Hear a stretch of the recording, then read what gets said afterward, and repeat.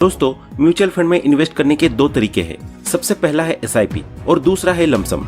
लंबे समय तक पर मंथ थोड़ा थोड़ा अमाउंट इन्वेस्ट करने को फाइनेंस की लैंग्वेज में एसआईपी कहा जाता है। एसआईपी यानी कि सिस्टमैटिक इन्वेस्टमेंट प्लान, जबकि एक ही बार में एक भारी भरकम अमाउंट को इन्वेस्ट करने के तरीके को लमसम कहा जाता है। अब बात आती है कि इन दोनों में से कौन सा तरीका इन्वेस्टमेंट के लिए बेस्ट है। तो आइए जानते हैं कुछ स्टोरीज के थ्रू। दोस्तों, ये है मिस्टर विनीत, जो एक 30 ईयर ओल्ड वर्किंग प्रोफेशनल है और महीने का लगभग 25 से 30 हजार रुपए कमाते हैं। विनीत चाहता है कि वो अपना पैसा कहीं पर इन्वेस्ट करे। अब इन्वेस्ट करने के उसके पास दो तरीके हैं। या तो वो लमसम के थ्रू एक बार में ही सारा पैसा इन्वेस्ट कर दे, या फिर वो हर महीने 5-5 हजार रुपए करके एसआईपी में इन्वेस्ट करे। क्योंकि विनीत के पास पैसों की थोड़ी कमी है और अपने जॉब के बिजी शेड्यूल के कारण वो मार्केट रिसर्च जैसी चीजों पर ध्यान नहीं दे पाता है, इसलिए उसने डिसाइड किया कि वो अगले 20 महीने के लिए 5-5 हजार रुपए एसआईपी में इन्वेस्ट करेगा। विनीत ने पूरी डिसिप्लिन के साथ अगले 20 महीने तक इन्वेस्टमेंट किया।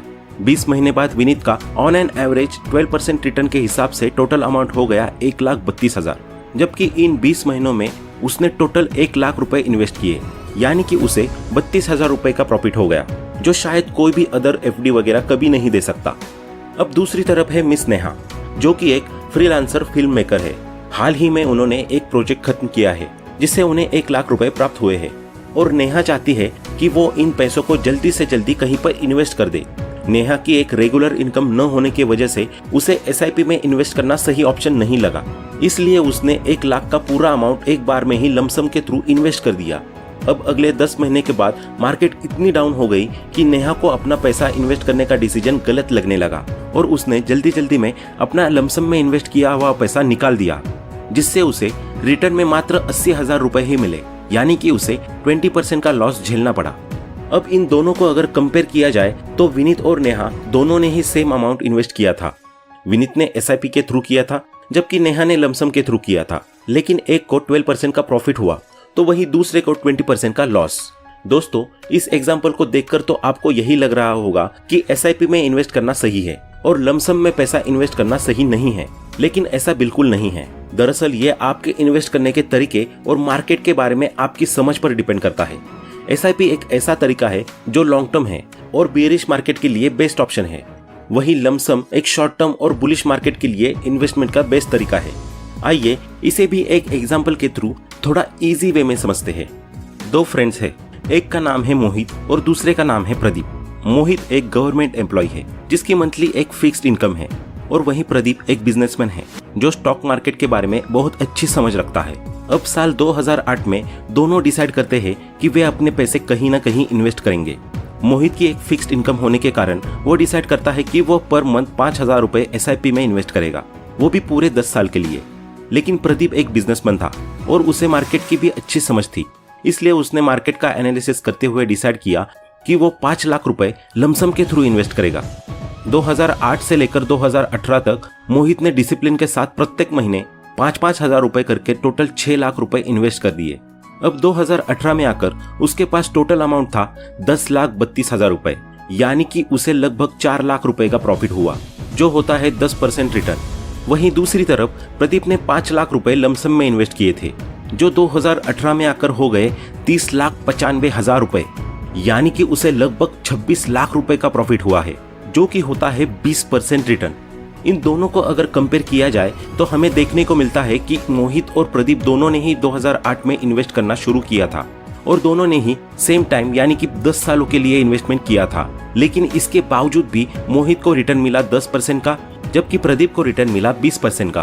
तो अब ऐसा नहीं है कि लमसम में इन्वेस्ट करना ज्यादा फायदेमंद होता है। जैसा कि हमने पहले कहा कि ये डिपेंड करता है आपके इन्वेस्टमेंट के तरीके और मार्केट पर कि मार्केट बेयरिश है या बुलिश।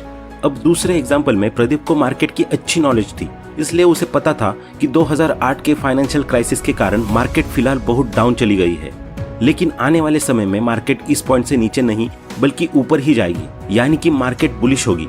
इसलिए उसने अपना पैसा एसआईपी के थ्रू नहीं बल्कि लमसम के थ्रू इन्वेस्ट किया।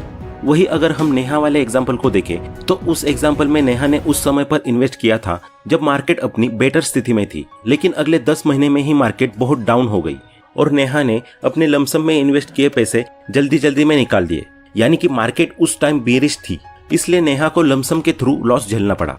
हालांकि नेहा अगर कुछ समय के लिए रुक जाती और विनीत की तरह अपना 20 महीने का टाइम पूरा करती तो शायद उसे 20,000 रुपए का लॉस नहीं झेलना पड़ता। दोस्तों, जहां लमसम आपको हाई रिटर्न देने की क्षमता रखता है तो वही उसमें हाई रिस्क भी होता है। दूसरी तरफ एसआईपी है जिससे आपको लॉन्ग टर्म में एक लिमिटेड रिटर्न मिलता है, लेकिन उसके साथ रिस्क भी बहुत लिमिटेड ही होता है। जिस तरीके से हर चीज के प्रोज एंड कॉन्स होते हैं, वैसे ही लमसम और एसआईपी के अपने अपने प्रोज एंड कॉन्स होते हैं। ये फुल्ली डिपेंड करता है आप पर कि आपकी सिचुएशन कैसी है, आपको मार्केट की नॉलेज कितनी है। उसी के हिसाब से डिसाइड होता है कि आप इन्वेस्टमेंट का कौन सा तरीका अपनाएंगे। अगर आप एक कंपनी के एम्प्लॉय है, आपकी एक रेगुलर और एवरेज इनकम है और आप मार्केट में बिगिनर है, या आपके पास बिल्कुल भी टाइम नहीं है मार्केट के बारे में रिसर्च करने का, उसके अप्स एंड डाउन्स देखने का, तो ऐसे में आपके लिए सबसे बेस्ट ऑप्शन है एसआईपी। कुछ लोगों को लगता है कि एसआईपी लोन और ईएमआई की तरह है जो आपको हर महीने भरनी ही पड़ती है, लेकिन दोस्तों ऐसा बिल्कुल भी नहीं है। आप जब चाहे एसआईपी के अमाउंट को जमा करना बंद कर सकते हैं। मान लीजिए आपने 5,000 रुपए का अमाउंट एसआईपी में डालना शुरू किया। आपने सोचा कि ये अमाउंट मैं रेगुलर 5 सालों तक डालूंगा, लेकिन 2 साल बाद कोविड आ गया और आप किसी कंपनी में जॉब कर रहे थे। वो कंपनी सही से न चलने की वजह से आपकी जॉब चली गई। अब आपकी फाइनेंशियल कंडीशन पूरी तरह खराब हो गई और आप एसआईपी के हर महीने 5,000 रुपए भरने में पूरी तरह असमर्थ है। तो ऐसे में ईएमआई और लोन की तरह आपको बैंक से कोई नोटिस नहीं आएगा, बल्कि आप उसी टाइम अपना एसआईपी अमाउंट डिपॉजिट करना बंद कर सकते हैं और आपने पिछले 2 सालों में जितना भी पैसा इन्वेस्ट किया था उसे अगले 3 सालों तक वैसे ही रहने देते हैं, तो उस पर भी आपको रिटर्न मिलता रहेगा। इसके अलावा आप जब चाहे तब एसआईपी को निकाल भी सकते हैं। इसमें फिक्स डिपॉजिट की तरह टाइम की कोई सीमा नहीं है। आपका जब मन करे तब आप अपने एसआईपी के अमाउंट को निकाल सकते हैं। दूसरा, अगर आपकी इनकम बहुत ही बढ़िया है, आप मंथली एक अच्छी खासी इनकम कमा लेते हैं और साथ ही आपके पास इतना टाइम भी है कि आप मार्केट के अप्स एंड डाउन्स को अच्छे तरीके से एनालिसिस कर सकते हैं, तब फिर ऐसी स्थिति में आपके लिए इन्वेस्टमेंट का सबसे सही तरीका लमसम हो सकता है। आप एक बार में एक डिसाइडेड अमाउंट इन्वेस्ट करके मार्केट और अपनी कैलकुलेशंस का यूज करते हुए एक बहुत ही अच्छा प्रॉफिट कमा सकते हैं। लमसम में आप हर महीने एक अमाउंट जमा करने के झंझट से बच जाते हैं और इसमें अन्य इन्वेस्टमेंट्स के कंपैरिजन में कंपाउंडिंग की मात्रा बहुत अधिक देखने को मिल सकती है। दोस्तों, एसआईपी हो या फिर लमसम, इन दोनों ही तरीकों से आप स्मॉल कैप, मिड कैप और लार्ज कैप फंड्स में इन्वेस्टमेंट कर सकते हैं। आइए इन्हें भी समझते हैं बहुत ही सरल शब्दों में। दरअसल सेबी ने इन्वेस्टमेंट को इजी करने के लिए कंपनियों को 3 सेक्शंस में डिवाइड कर दिया है। पहला है लार्ज कैप फंड्स, जहां आप उन कंपनियों में इन्वेस्टमेंट कर सकते हैं जिनकी मार्केट कैपिटल 20,000 करोड़ से भी अधिक है। दूसरा है मिड कैप फंड्स, जहां आप उन कंपनीज में इन्वेस्टमेंट कर सकते हैं जिनकी मार्केट कैपिटल 5,000 करोड़ से लेकर 20,000 करोड़ के बीच में होती है। तीसरा है स्मॉल कैप फंड्स। इस फंड में आप उन कंपनीज में इन्वेस्टमेंट कर सकते हैं जिनकी मार्केट कैपिटल 5,000 करोड़ से कम होती है। तो दोस्तों, अब ये पूरी तरह आप पर डिपेंड करता है कि आप इन्वेस्टमेंट के किस तरीके को अपनाते हैं। आप अपने हिसाब से मार्केट की रिसर्च करिए और जो तरीका आपको अपने लिए सुटेबल लगे उसे अपनाते हुए मार्केट में इन्वेस्ट करिए और बेहतर रिटर्न्स प्राप्त करिए।